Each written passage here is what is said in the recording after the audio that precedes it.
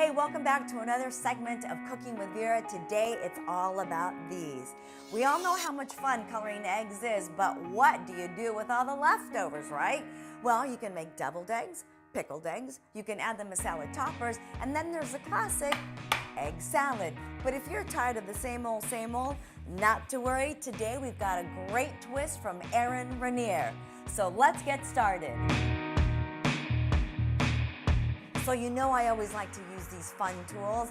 This one's called the, oh darn, the egg destroyer. Pastry knife? Pastry cutter. All right, I'm not sure. Look how easy it scoops. How awesome is this? All right, that's it. Scoop and done. Okay, it's time to chop the produce.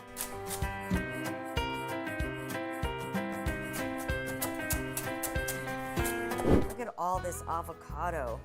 Erin doesn't call this Eggcado Salad for nothing. Look at that.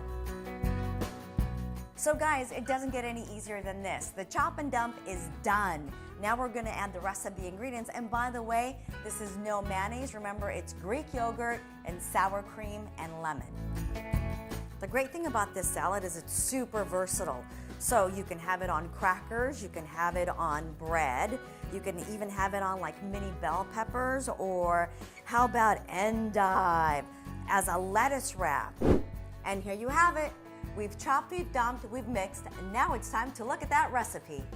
Eggcado salad, 4 large hard-boiled eggs, 1 ripe avocado, a 1/4 cup of plain Greek yogurt, 2 tablespoons of sour cream, the juice of half a lemon, 1 green onion finely chopped, 1 tablespoon of parsley finely chopped, and 1 stalk of celery also finely chopped, 1 tablespoon of hot sauce or more if you'd like, salt and pepper to taste, chopped walnuts to garnish if you'd like.